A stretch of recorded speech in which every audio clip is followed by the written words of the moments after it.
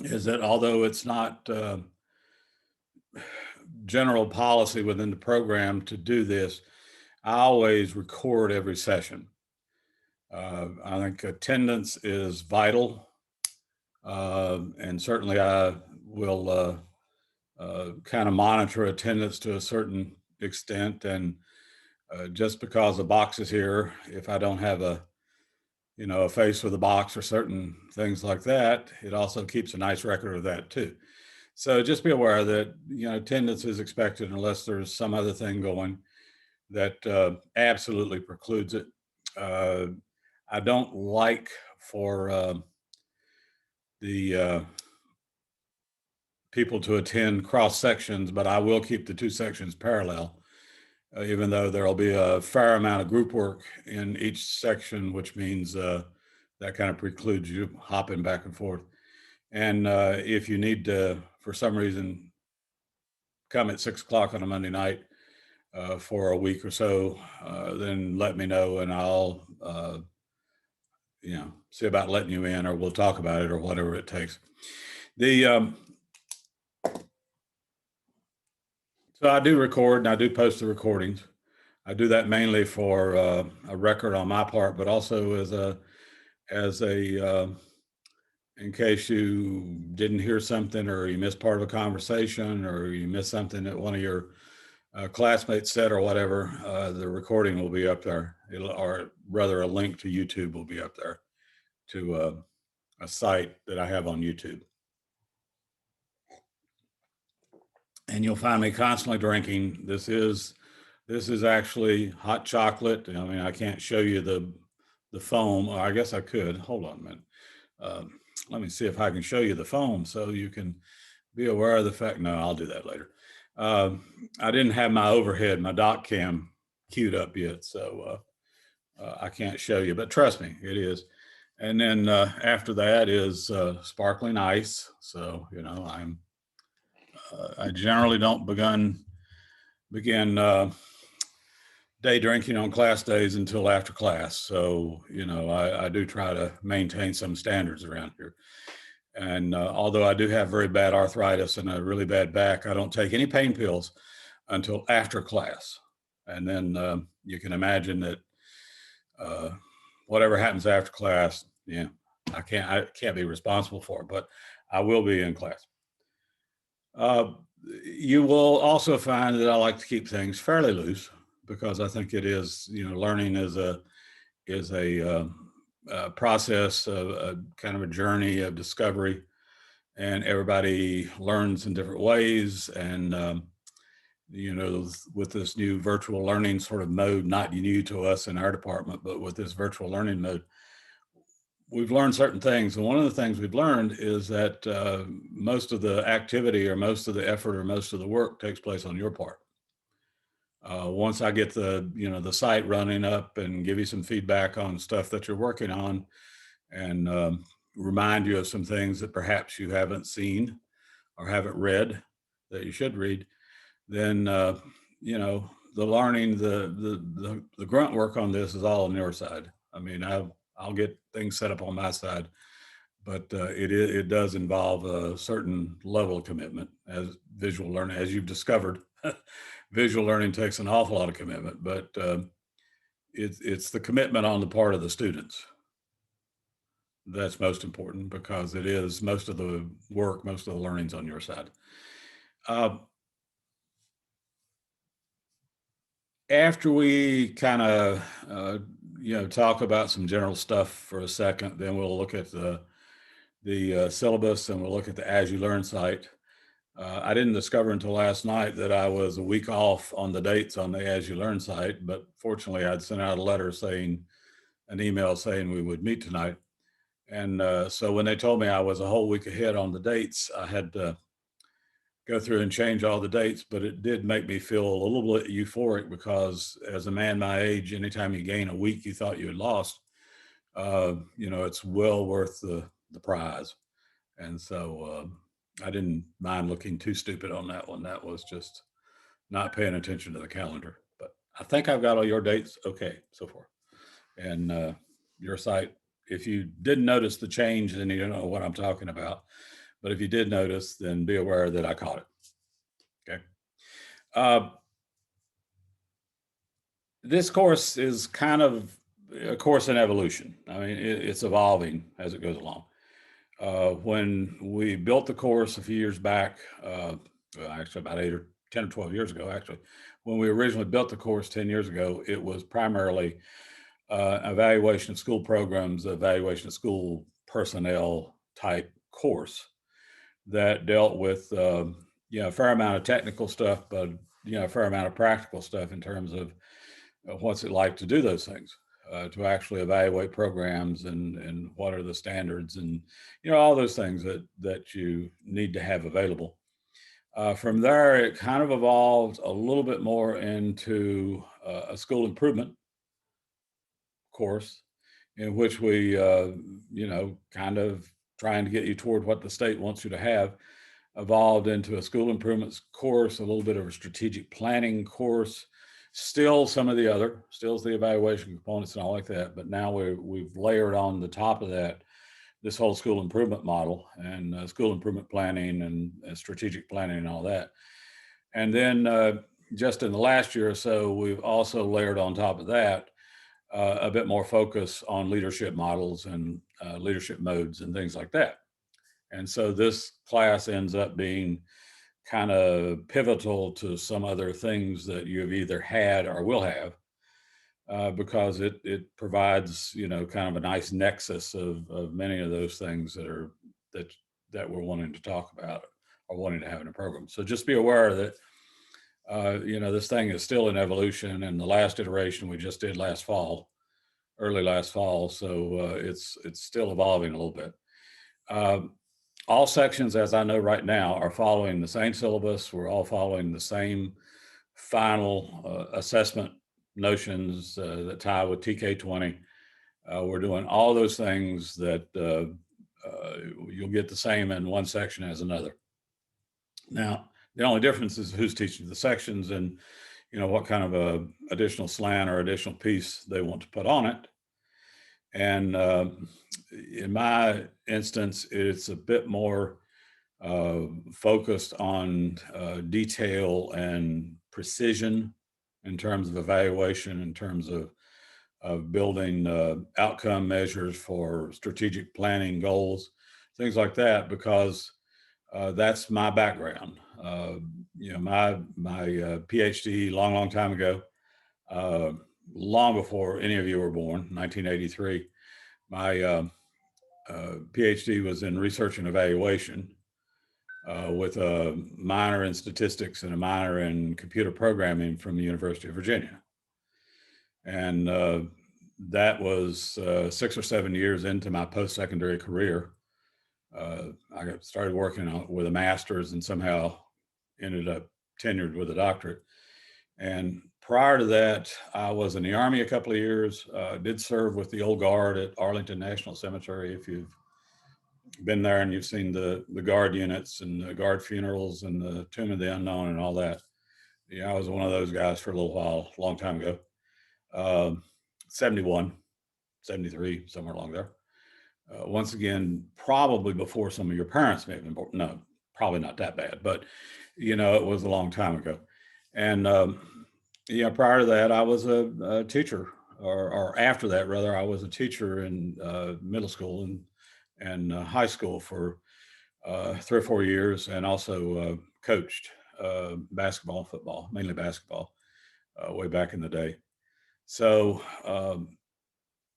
coming forward from all that mess, I have spent 30 years, I was at 30 years at James Madison University, teaching mostly research, educational theory, educational leadership, all those sorts of things, evaluation, classroom assessment, whatever was needed to be done. I was an administrator there, department head for a few years. I was also associate dean for a couple of years. I left there after 30 years because it's, if you do something for 30 years, you're going to do something else. And ended up as a VP for institutional effectiveness at a community college of about 4,500 head count. and also director of institutional research there, and realized that that was more work than I wanted to do after about a year and a half.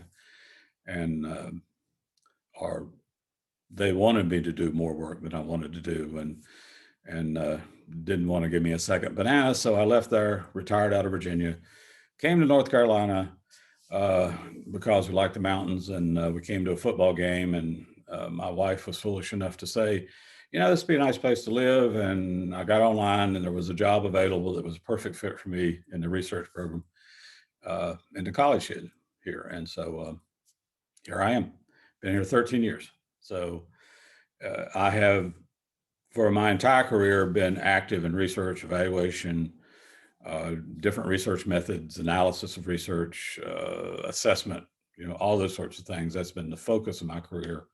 Lots of grants, a few articles here and there, a couple of book chapters here and there. And so I'm here. So you will inevitably come to the point where some of you will complain about my stories, and that's okay. You know, the thing you bring forward out of a long career like that, out of almost 45 plus years in education, most of it at the post-secondary level, is the thing you bring forward is not only do you have a chance to watch the evolution of theory over the years, kind of see where the trends have gone up and down, but you have a lot of experience working in a lot of different settings. And so I kind of work off of that too, not only the assignments and the text material and all that, but I work off of my actual experiences with some of that for a long time. What else do you need to know? You don't need to know anything more about me. I'm an open book. You can read me, so don't, I have no subtlety to me. Don't try to psychoanalyze or anything like that. I am exactly who I am. I've been that way for a long time, and it must work because my wife and I have been married for 42 years, and I have two sons that are grown up. One's a lawyer, and one's a senior program analyst with Cap One in Boston. So they've done pretty well, and considering it, I grew up in a really section of the mountains called the Snake Creek section of Fancy Gap, Virginia. And if you've ever gone over 77 down there, you go right over Fancy Gap Mountain. And farmhouse, no indoor toilets, no, we had water come into a trough from a spring in the back of the house, and no central heating. So, those were what was referred to as the sticks. But somewhere along the way, I got out of the sticks, and most of the time it was because a particular teacher and our counselor and our good luck that a lot of my classmates didn't get. And so here I am, 70 plus years later. I am a firm believer in public education. I'm a firm believer in education in general. And I'm a firm believer in the one thing that makes this country a little bit different from a lot of countries is that upward mobility is almost always tied to education. That you don't, there's not this up by the bootstrap sort of thing without the ability of education to help you along. And so those are my notions. Now, stated all that, my sense at the time right now is that education is a lot of trouble. And not just because of the current 500-year crisis, the pandemic, but also because we've basically allowed education to not be focused around society. Our society is very diverse. Our society is made up of all different levels of knowledge and abilities, and anytime you try to track that into 2 or 3 different tracks, you're inevitably going to throw people through the cracks. And so, we've got to make sure that we figure out how to fix education. And what's a better time than right now? When we're in total turmoil, that's a better time to, chaos is the best time to be bold. Somebody said a long time ago. Maybe, I don't know. Maybe I just said that now. I don't remember.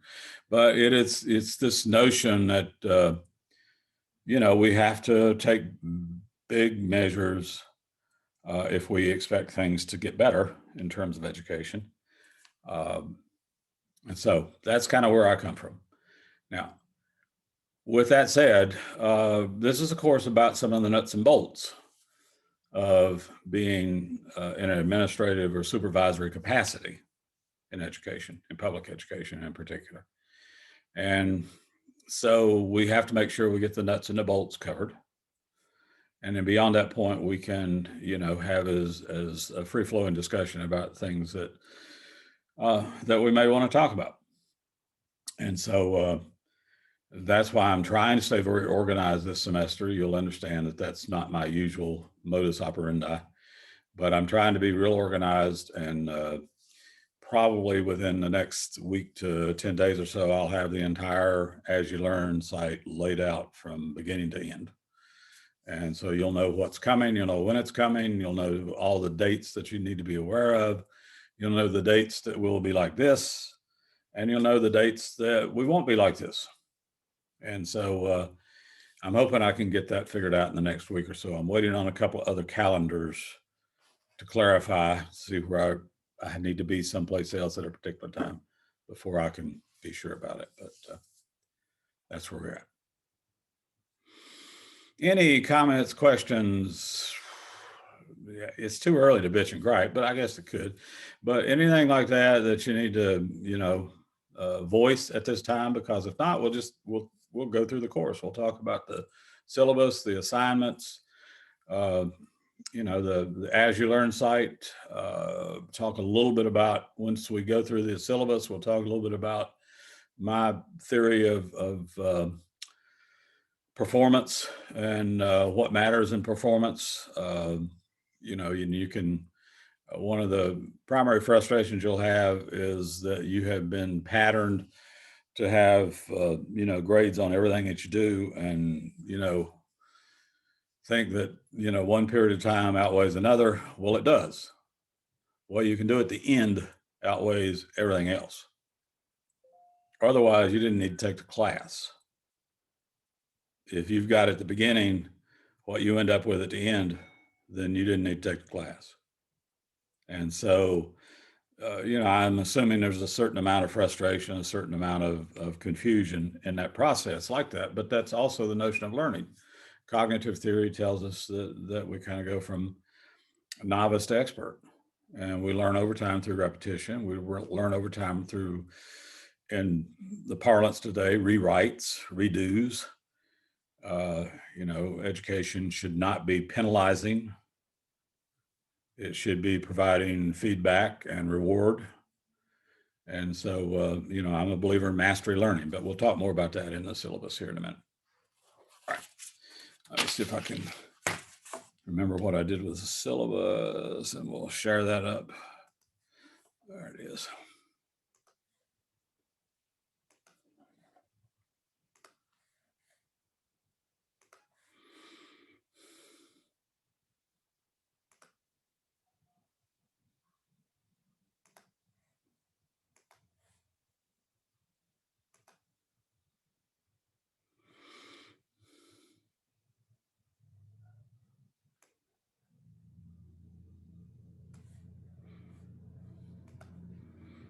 Okay, you should have a share screen now.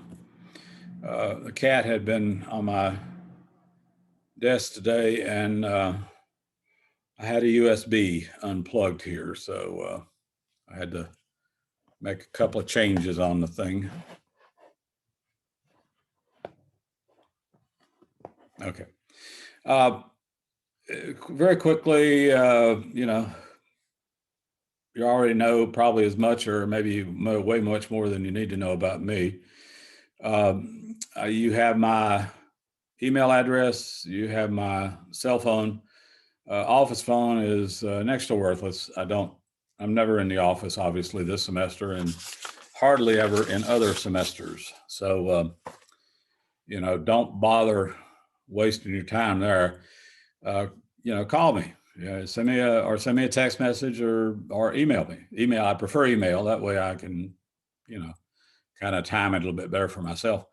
But you know, if we need to talk as we get, we'll meet less and less as we go through the course. So as we get toward the end of the course, it'll almost all be work that you're doing either on your own or with a group, except for a couple, 3 sessions there. And so I am more than willing to do any one-on-ones that we need to do, or talk with you over Zoom, or if you don't want Zoom, we'll do something insane like, you know, talk on the phone, or, you know, some craziness like that. But, you know, we can meet one-on-one, and we'll kind of sort out what's going on and what's doing. But that's at your request. I'm not going to require you to meet with me, but at your request, I will meet you pretty much anytime I can. It's not like I'm going anywhere. Uh, you know, I'm kind of stuck here with the rest of the, you know, bolts, and that the three of us are right here, not going anywhere. So I have plenty of time to meet, and don't mind doing that at all. Uh, Required text, there are 3 little text materials. I think in total they're less than $100, if that. I think I bought these online. I guess Amazon, or it might have been someplace else, for like $60 altogether for the 3 little things. So they're not difficult to deal with. As of this semester, the university has adopted, or at least the College of Ed and the grad school has adopted, APA Manual 7th edition, which was new last year, as the supported and required formatting document. With the formatting, you know, I always need, unless it's expressly forbidden, double spaced and 12 font, 12 pitch, because, you know, I just find it a lot easier to deal with things that don't stress your eye power as you deal with them. And in any other readings you get, we'll put up, I'll put up on As You Learn.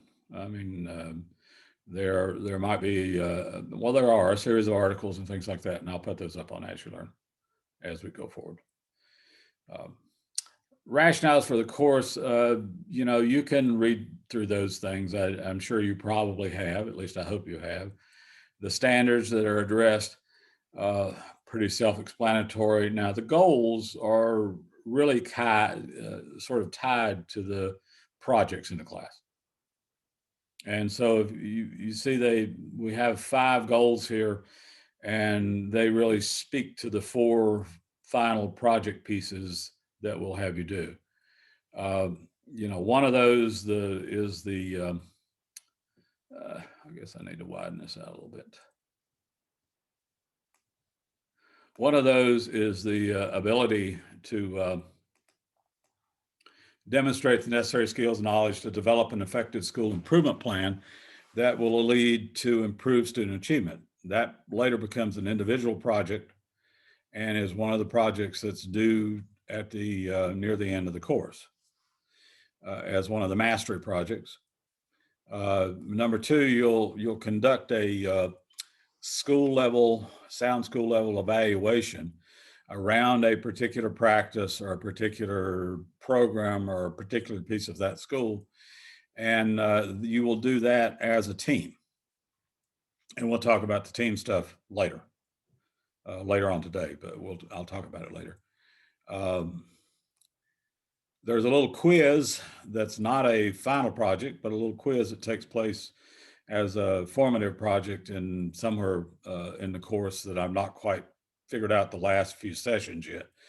And it's just a little pop-up quiz just to make sure that you know what the NC regs and code is around school improvement and school improvement teams in particular. There is a paper in which you will compare and contrast you know, some of the theories of leadership that we'll talk about or that we'll read about, and talk about how those are associated with effective school planning. And that's, once again, that's not a big paper. That's a, you know, 3 or 4 page paper. not a biggie.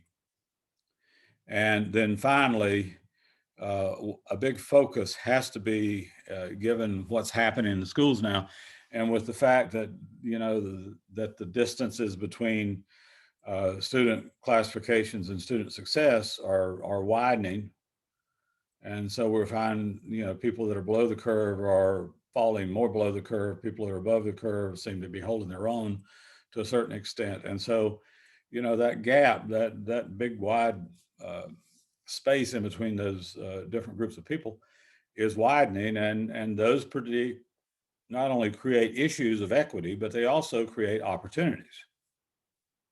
And so we'll talk about some of that notion of trying to figure out what those opportunity gaps are and respond to that through a kind of a reflective scholarly piece, once again, no more than 3-5 pages, something like that, that speaks to your school, your setting, your situation.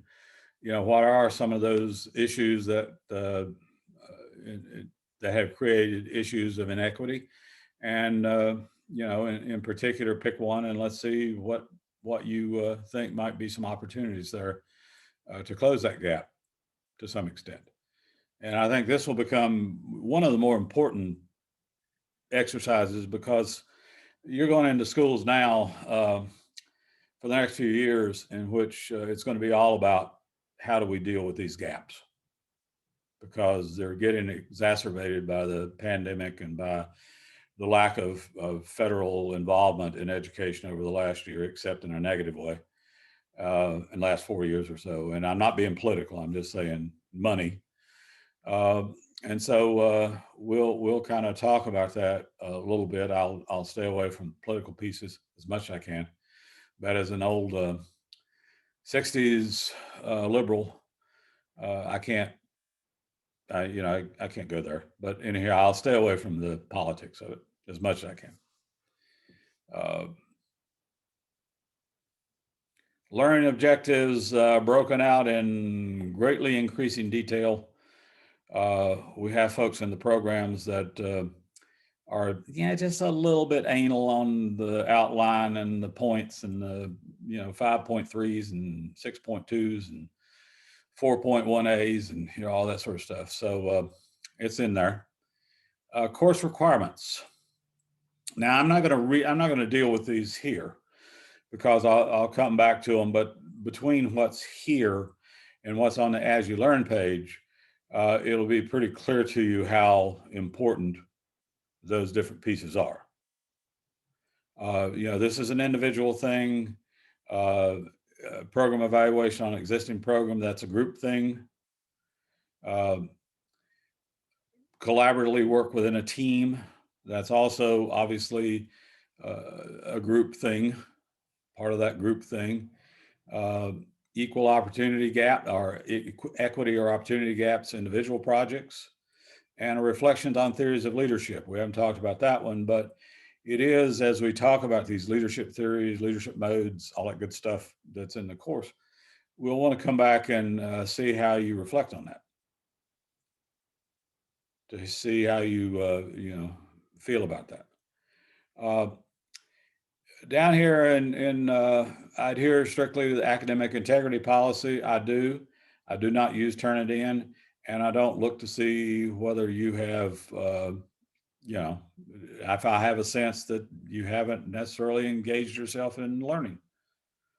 Anything that you do to short circuit the process is a deficit on your part and not on the class part. And so I think you have to really look that in the face and say, yeah, I'll figure this out. Don't worry about it. I know I don't have really as much time as I thought I did, but I'll be better off trying to figure it out. So just be aware that I'm not going to look for you. I'm not going to search for you. I'm not going to try to catch you or anything like that. But to me, it's a matter of ethics and integrity. And so enough said. I do hope that you're here. Now, I did say, and I am recording things, so you'll have a backup. But I think you will, since much of this will be related to group discussions or large class discussions about particular topics. You need to make sure that you've read the material before class. And you also need probably to be here as much as you can. And so I would love if we had 16 every evening for the 6 or 8 or 10, probably 7 or 8 sessions that we do synchronously. But I do understand there are some things that hit and, gets in the way. But it will do you better to be here. And one of the last things I do, if I think there's any issue with that, as I go forward about halfway through the class, I'll, go through the logs of the Zoom sessions and just see who was here. And not that I'm grading on attendance. I just want to be able to maybe at the middle, if I think there's a problem, I'll just, better to light a fire at that time than to, have the big issue come at the end. So I'm always kind of a believer. It's an old coach's thing. I'm always a believer in that.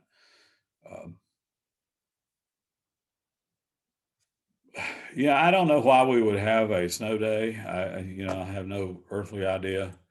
But we're supposed to say that you'll follow the calendar. But in terms of online virtual stuff, there's no snow days in virtual. If the internet goes down, like, this morning we had the big East Coast Facebook shutdown, which basically was Verizon screwing up again. But they, we'll hopefully avoid all those things and see what happens. We'll talk about the projects over on the Azure Learn site in just a second. But any questions about what's in the syllabus? Okay.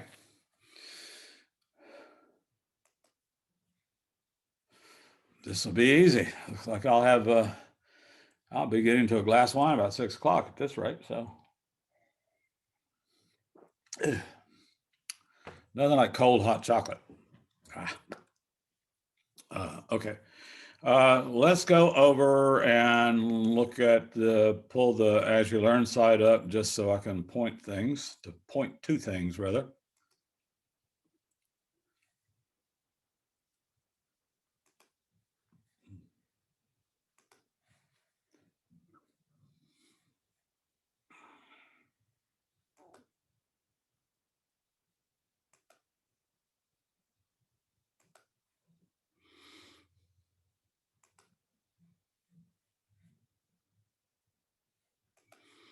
Let me get rid of this other document real quick.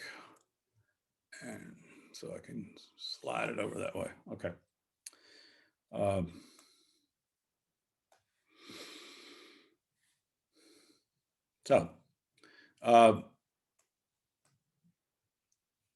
Each week, I'll mention this, and then we'll go back up to the projects. Each week, you will find an SU Learn link or site opened or section or article or whatever the devil they're calling it these days. But it will, I'll try to stay at least 2 or 3 weeks ahead, but I think over the next couple of weeks, 10 days, I should be able to flesh out almost all the rest of the course. Now, if there's a debate between what's in a letter or what's in the Azure Learn site, it will be settled by the Azure Learn site. This is the official timeline and all that sort of stuff. And so what's in here will be here. For example, this week, orientation of the course, Azure Learn site, expectations for success. I'll talk more about that in a minute. Leadership theories, just in general, to remind you need to be reading that stuff, and organizing for the team, for the group projects, and not organizing, but just determining groups. We've got 16 people in a class. That's 4 of 4, and that would be ideal. If you think there are 3 other people that you want to work with for that, send me an email with those people's names. Might check with them first, and then we'll kind of go from there. And whoever's left and however many more sex groups I need, I will just do my random razzle dazzle magic thing and throw you into a group. So be aware that that's all I'm going to talk about for organizing teams tonight. Just make sure that if you want to work with, 3 other people, to give me an email, in the next few days before next week, so I can, plug the groups into a formal sort of thing. Okay. In preparation, all you needed to do tonight was to read through the syllabus, and hopefully you've ordered this book if you've not already gotten it, and begin to read it. It'll be a primary resource for the course. Let's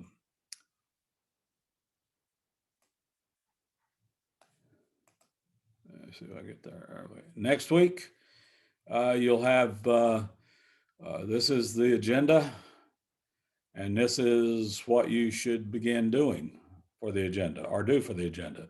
Read the first couple of parts in Hooper and Bernhardt. They are, it's the, what color? It's the light purple one, I think. I guess that's light purple. I don't know. You'd have to ask my wife. I think that's light purple. I don't know. But that one is, has to do with notions of leadership related to being transformative. And so it'll be the primary leadership, a little bit of what does it mean to be a leader and all that sort of stuff, different theories, different approaches. But the primary focus there is leadership in that book. And since that's one of our major focuses, we'll use a lot of that. So by next week, you will have hopefully read that. You will have found an assessment, self-assessment within Hooper and Bernhardt that you can take a look at.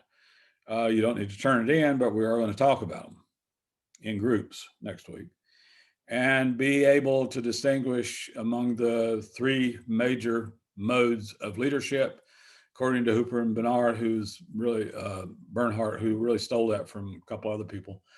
There's instructional mode of leadership, the adaptive mode of leadership, and the transformational mode of leadership. And so we will kind of make some distinctions between those, but also maybe have a little bit of a discussion of what might be a good mode to be in right now. I mean, the one to be in right now is, to me, is obvious, and it's the whole adaptive thing, but you can't live in that. You have to, figure out, how do you evolve into these other modes of leadership, because it depends on how you deal with people and how you approach decisions and all those sorts of things. So we'll have a little discussion on that, but you should have read those sections, but also kind of done on for yourself the self-assessment table. And so each week will be like that. And then there's a PowerPoint for next week that has some information about modes of leadership. And so each week it'll be the same, pretty much the same setup. You'll know far ahead of time whether we're synchronous or asynchronous. We're synchronous tonight, just to lay out the course. We're synchronous the 1st and the 8th, and then we're asynchronous on the 15th, which is really an opportunity for you to work with your group. And so it's, we're not meeting that week simply because you should use that time or another time, come in, whatever, during that week or space or something in there to meet with your group and beginning to, get the ground rules squared away and all that sort of stuff. So that's kind of the layout of the flow of the course. Now, let's go back up and look at assignments. Any questions about any of that stuff? And the recording will go up on the As You Learn page. Obviously, the link to the recording will be up there also.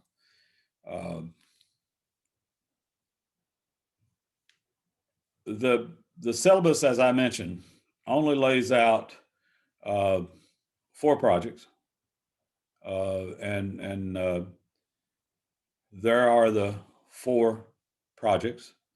I do not have a rubric for the for reflections on theories of leadership quite yet. We had one for last semester. I didn't like it, so I'm it got on my play with this thing, and it ended up on the back burner just a little bit.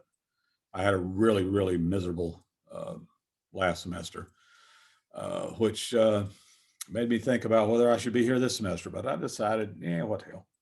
Yeah, something's got to get you.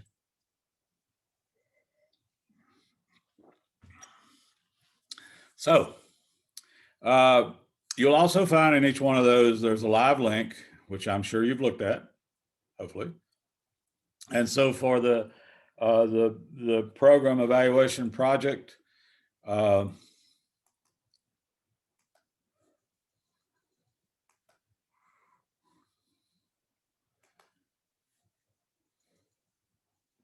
gonna have to get out of this share and into another one.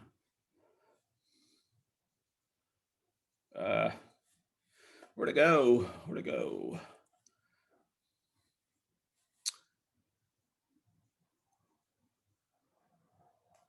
I guess I should have pulled that down already, but I didn't. Like an idiot.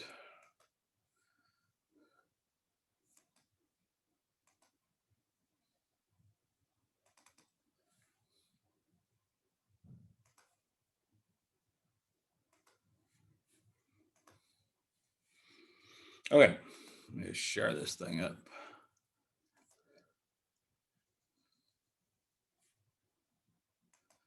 What you'll find for each of the projects as you get into them, you'll find that the rubric is there. This is the program evaluation rubric. This is the one that has to do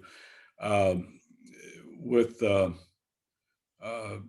group notion, program evaluation.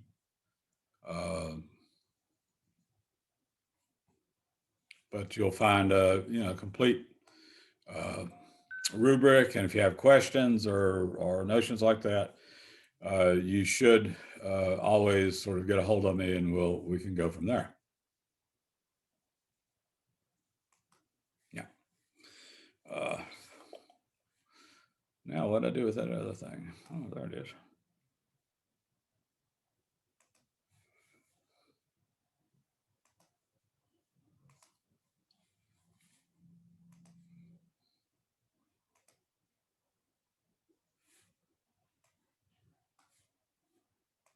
Okay, share screen.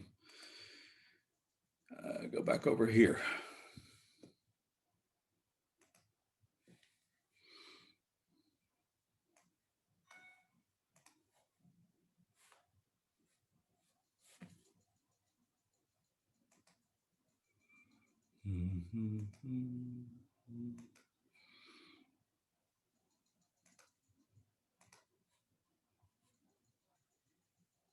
Okay. They're all speak clearly. They will all be dealt with the same way. You notice that you have 3 of the rubrics up. This other one will be up and running in a few days. The only one that's a group project is this program evaluation project. For some of these others, and what we'll do is that once you get into them, begin development of them, and perhaps I ask you for a heads up on where you are with it. We'll create a group session within your groups so that you can talk within the group and run things by other people and get a sense of how they felt about it. And then the opportunities gap piece comes near the end, and that will be a paper, brief academic paper, and then reflection on theories of leaderships will be a brief academic paper. Now, those are the 4 main graded assignments. Now, let's talk for a second about what graded means. I'm a believer in mastery learning. I've read a lot of the research on cognitive sciences and some of the brain theory stuff and all like that. And so the way in which learning occurs is that through repetition and feedback. And so if you want to learn to drive a car, it's through repetition and feedback, or the feedback is your parents yelling at you. But, you know, the repetition is, let's see how many parking lots we can do without hitting something. And if you want to learn to play, you know, chords on a guitar, you have to first figure out if your fingers can get there, and then it's practice, practice, practice. Same thing in cognitive notions, that if you want to learn something, you have to do it in a repetitive fashion with good feedback, so that you have things you can correct. And you ought not to be penalized for doing that. And so I have very little leeway on the final assignments, but my notion is, if you do the things I ask you to do in terms of formative pieces, and realize that if you do that, you're going to get a credit grade. If you don't, you'll get a no credit grade. And then if you're late with it, you might lose, you know, a little bit of goodwill somewhere along the way. But there's no real grade attached to those. But if you receive credit for all the assignments and you follow all the feedback, you will get, more likely than not, unless you are incredibly dense, an A at the end of the course. And so you don't need to ask me in the middle, how am I doing? I'll come back and say, well, did you do all the assignments and did you incorporate the feedback? And the feedback will not be done in such a way that I'm actually rewriting your project or rewriting your paper for you. I'll tell you what's missing. I'll tell you what maybe you've overdone a little bit. I'll tell you, you know, you really need to run this thing through a spell checker and then read it and spell check it in person. You know, things like that. But I will not rewrite it for you. I think that's actually part of the process. You have to be engaged in all of that sort of stuff at sort of a granular level to be able to really get at it, because, you know, learning is all about discovery. It's all about repetition. Yeah. Even all the final projects will have, well, maybe with the exception of all the final projects, in fact, all of the projects will have a redo component. The only one I haven't noted that on, except for the reflection on leadership theories, is the program evaluation project, the group project. There will be a submission of that in early April 5th, I think. And from there, I'll do a feedback on those projects. And then you'll have until, I didn't put that in there, but you'll have until the 3rd, I think, May 3rd, to rewrite. And so you will have a redo on all of those projects, and you'll generally get feedback on all of the ones we're going to talk about in a second, the formative stuff. Now, are we clear on all of that? I mean, and it is because I just have a strong belief in cognitive theory, and I have a strong belief in mastery learning, as it was practiced by Bloom and Black and folks back in the day. Not how it's done today, but how it was done back then. Okay.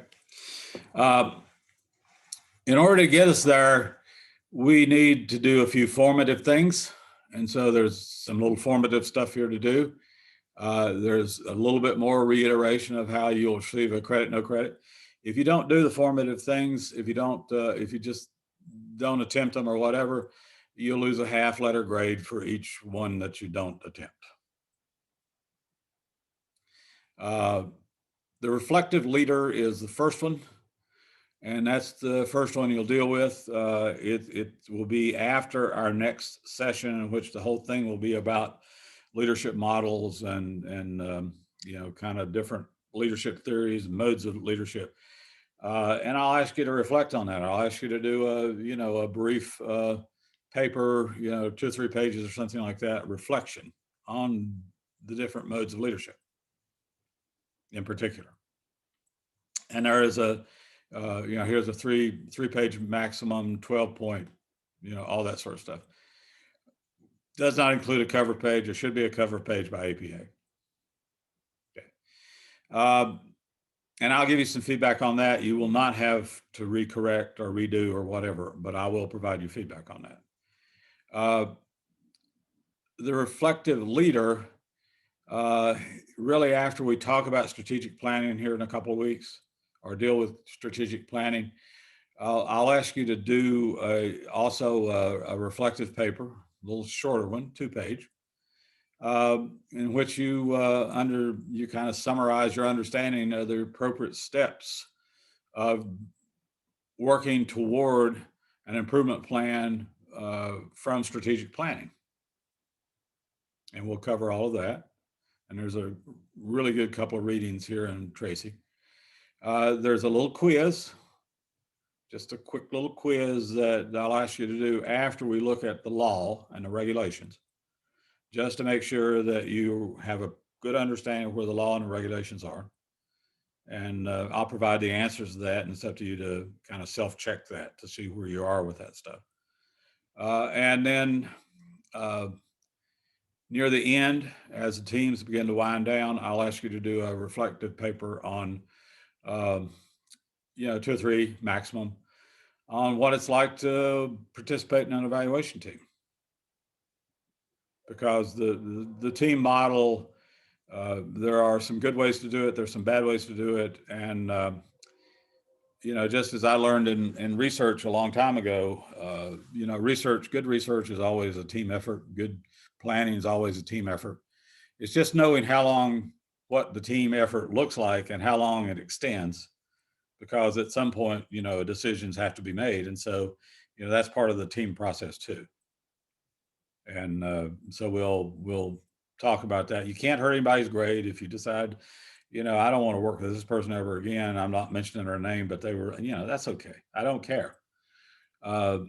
Because this activity, this notion on participating in an evaluation team is not necessarily evaluating the team you were just on.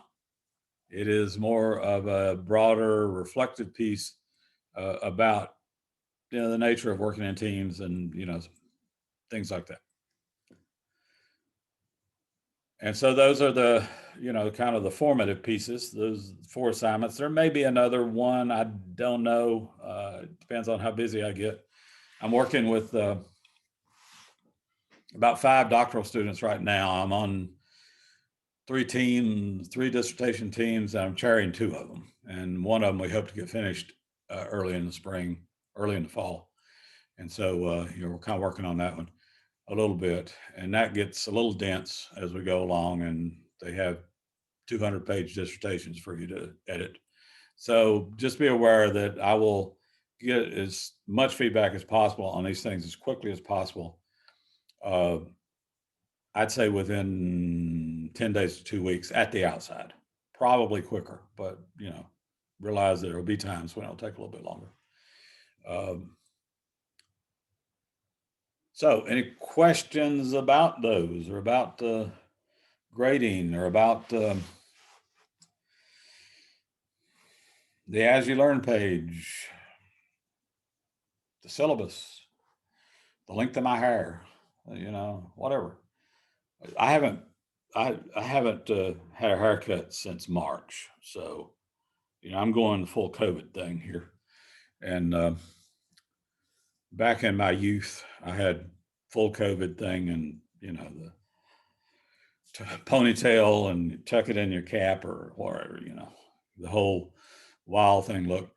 And when I was in the Army at Fort Myers, we had to shave twice a day and get a haircut a week, so that our sidewalls were no more than 1/8 of an inch. And on top, we could have 2 inches. But you know how stupid that looks when you take off your hat to have 1/8 of an inch sidewalls? I mean, we would look like Patrick Mahomes way back when. And so, we don't, so I've seen both sides of it. I've been well groomed. I was an administrator. I was even a vice president. So, I know how to dress up. I just don't bother to do that anymore. And so consequently, COVID gave me one good thing to come out of it. It gave me an excuse to grow my hair long again. and let the beard get a little out of shape. But okay. I will try not to talk about myself too much. You have to understand, anybody in higher ed that long has to be pretty good at having a bit of an ego, because you can get it bruised a lot in higher ed often, but I always seem to come out on good side of things, so I'm happy. But I'll be as usable and as helpful and as serviceable as you want me to be.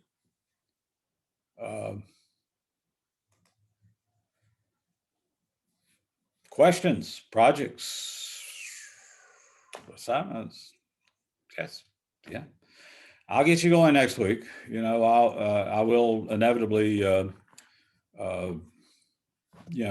maybe piss a couple of you off, because that's kind of what I do, because I can be sarcastic and a little brunt, and it's all in good humor. It's not, because I don't like the way you look, or I don't like the schools you've been to, or, I just decide, even though I don't know you at all, I don't like you, but that's fine. You'll find that it'll never come into play. In fact, it'll never happen. I don't know you. I don't know anything to dislike you. Besides, I'm tired of disliking people for the last 4 years.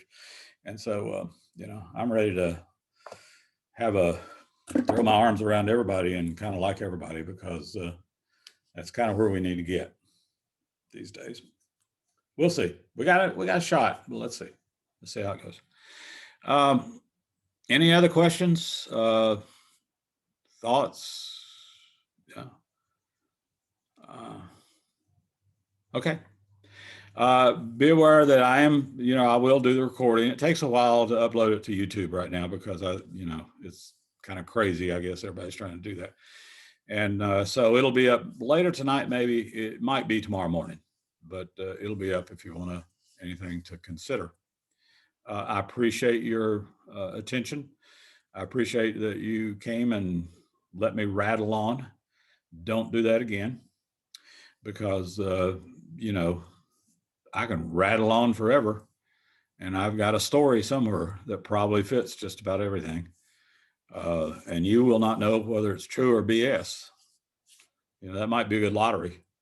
And at the end of the semester, I'll let you know which stories were true and which were BS. That would be kind of a BS bingo sort of thing.